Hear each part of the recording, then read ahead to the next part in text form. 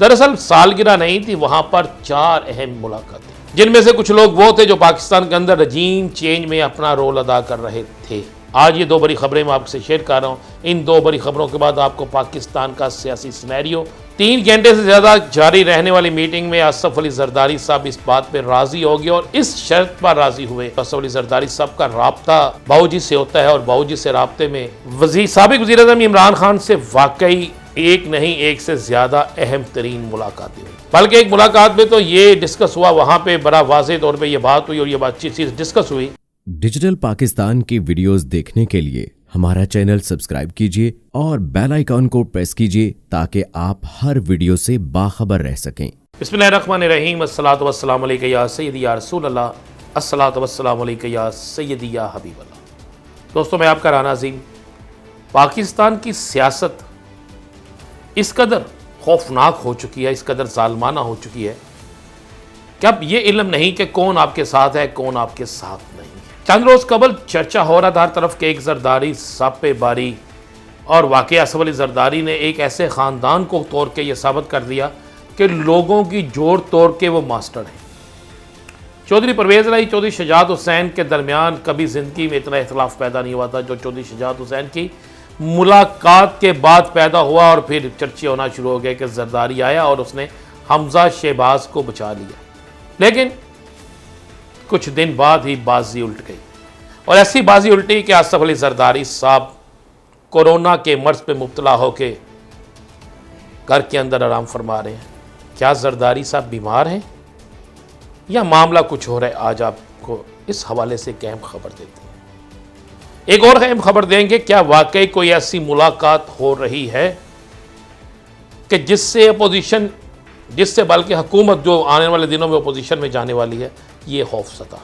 आसफ अली जरदारी साहब पाकिस्तान की खेल के, सियासी खेल के मास्टर कहलाते हैं, लेकिन इस वक्त मौजूदा हालात में एक जरदारी साहब पे बारी की बजाय ये नया नारा लग रहा है कि एक नियाजी ले गया बाजी, क्योंकि पाकिस्तान की सारी बड़ी जमातें वज़ीर आज़म हाउस के अंदर बैठ कर सर जोड़ कर चीखती चलाती बिलखती हैं और एक ही उनका मिशन है, एक ही बात कहते हैं कि इमरान खान को ठिकाने लगाना है। यानी किस कदर खौफज़दा हैं और इसके बावजूद भी वो हार जाते हैं, उसके बावजूद भी हर महाज पर उन्हें शिकस्त होती है, उसके बावजूद भी हर जगह वो सर पकड़ के बैठ जाते हैं। तो जरदारी का बयानिया पिट गया और इमरान खान का बयानिया जीत गया। आसफ अली जरदारी साहब चौधरी बरादरान की फैमिली के अंदर इख्तलाफ तो पैदा कर जाते हैं, एक बड़ा छक्का तो उस वक्त मार के जाते हैं, जिसके बाद ट्वीट भी होता है ब्रावल जरदारी की तरफ से कि एक जरदारी सब पे बारी।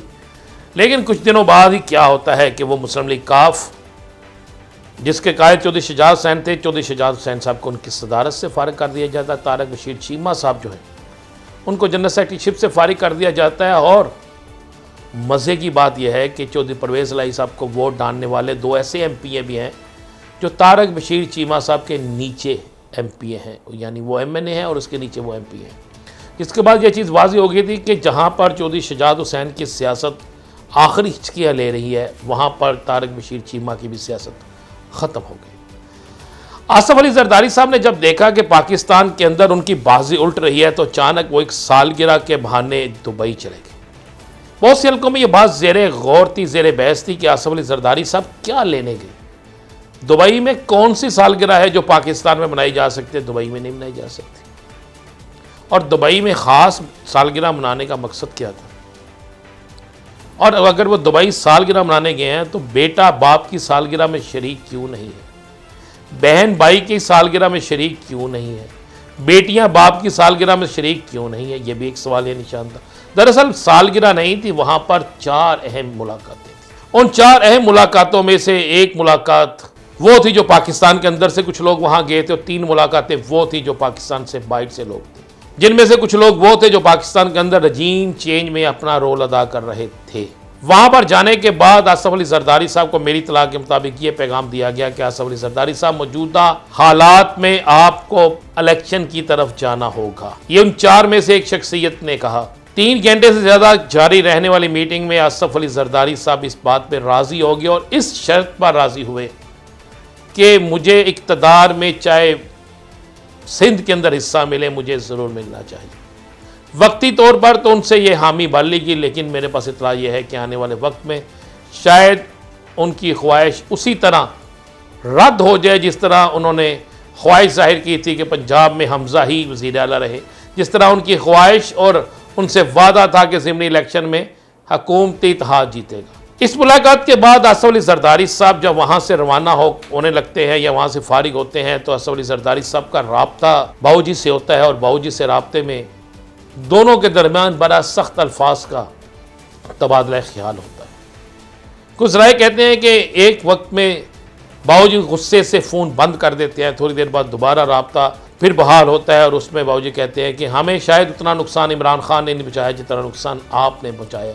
तो जिस पर ज़रदारी साहब उन्हें कहते हैं कि हमने नुकसान नहीं पहुँचाया, आप ढूंढें कि आपके घर के अंदर से कौन आपके ख़िलाफ़ है। जिसकी एक बड़ी निशानी या बड़े बड़े शवाहिद ये भी हैं कि आपको पता होगा कि पाकिस्तान के एक बड़े मारूफ तरीन तजियाकार और एंकर ने कुछ दिन पहले एक से ज़्यादा ट्वीट किए थे और उस ट्वीट में उन्होंने कहा था, ये वो एंकर है जो बड़े फेवरेट थे शरीफ ख़ानदान के, जिसमें उन्होंने कहा था कि मियाँ नवाज शरीफ के और मरियम के ख़िलाफ़ प्रोग्राम कौन करवाता था, कौन इनके फैमिली के अंदर से एंकर्स को पैसे देता था, कौन उन्हें ये सब कुछ कहता था।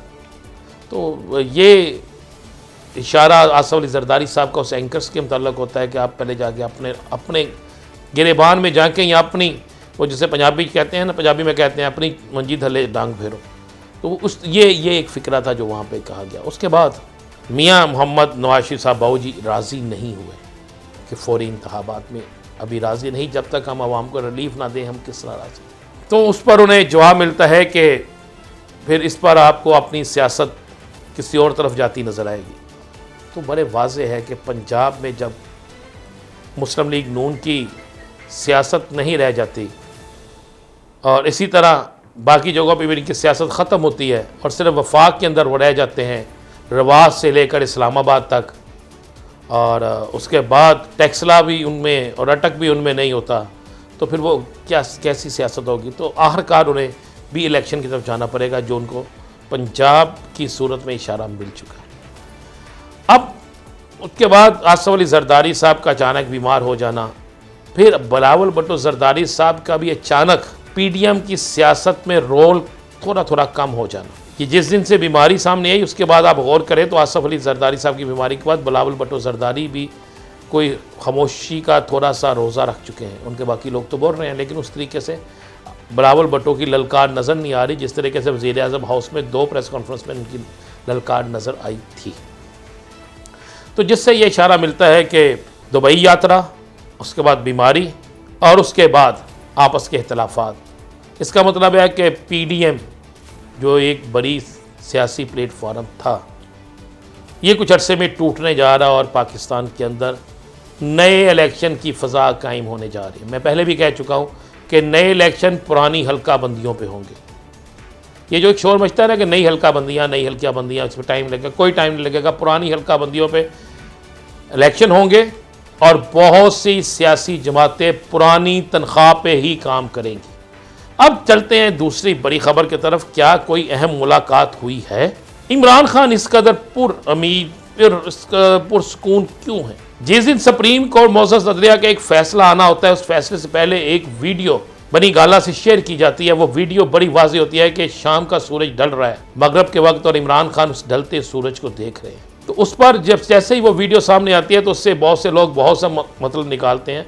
तो वो इमरान खान के करीबी साथी कहते हैं कि इस वीडियो का ये मकसद था कि इक़्तिदार के ईवानों में आग भी लग गई और इक़्तिदार का सूरज डूब रहा है उन लोगों का जो इस वक्त इक़्तिदार में थे। वाकई जैसे वो सूरज डूबा तो उस रात को जो फैसला आया, पंजाब में इक़्तिदार वालों का इक़्तिदार डूब गया। साबिक़ वज़ीर-ए-आज़म इमरान खान से वाकई एक नहीं एक से ज़्यादा अहम तरीन मुलाकातें हुई हैं। जितना मर्ज़ी बहुत से लोग उसको इस पर इनकार करें, जितना मर्ज़ी बहुत से लोग ये कहें कि ऐसा नहीं है, लेकिन मेरे पास इत्तला ये है कि अहम तरीन मुलाकातें हुई हैं और उन मुलाकातों में बहुत से मामला तय हो गए। बल्कि एक मुलाकात में तो ये डिस्कस हुआ, वहाँ पे बड़ा वाज़ेह तौर पे ये बात हुई और ये बात चीज़ डिस्कस हुई कि जब कप्तान ने ये बात कहा मुलाकात के दौरान कि आप कहते थे कि मैं एस्टेब्लिशमेंट के कंधों पे चढ़ के आया हूँ, कहा जाता था कि मेरे पास जहांगीर तरीन है, अब्दुल अलीम खान है, ऐसे ATMs हैं, मैं उनकी वजह से इलेक्शन जीतता हूँ।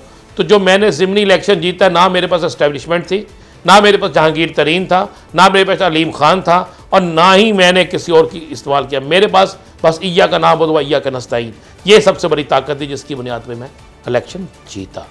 तो ये बात अब उन हलकों में भी बिल्कुल कन्वे हो चुकी है कि इमरान खान इस वक्त इस पोजीशन में है कि वो जहाँ पर जिस जगह खड़ा होगा तो उसको फतह मिलेगी, और उसकी वजह से इंटरनेशनल सिनेरियो बदल सकता है। और पाकिस्तान के कुछ हमसाया ममालिक ने भी ये चीज़ वाज़े की है कि आप इस बात का फ़ैसला कर लें कि अगर आपने अपनी मौशियत को संभाला देना है तो फिर आपको हमारे साथ चलना पड़ेगा। अमेरिका के साथ जाने से पाकिस्तान की मौशियत बच नहीं सकती। तो दोस्तों, अहम मुलाकातें भी हुई हैं, और दुबई में क्या हुआ, कौन किससे मिला और क्या मुलाकातें थी, अचानक कौन बीमार हुआ, बाबूजी का किससे झगड़ा हुआ, ये जानने के लिए आप सब बेकरार थे। आज ये 2 बड़ी खबरें मैं आपसे शेयर कर रहा हूँ। इन 2 बड़ी खबरों के बाद आपको पाकिस्तान का सियासी सिनेरियो किस तरह बनता है, किस तरह आगे जाके क्या हालात होंगे, ये वाज़ेह तौर पर नजर आएगा। इंशाल्लाह दोबारा फिर मिलेंगे नई खबरों के साथ। इजाज़त दीजिए, अल्लाह हाफ़िज़।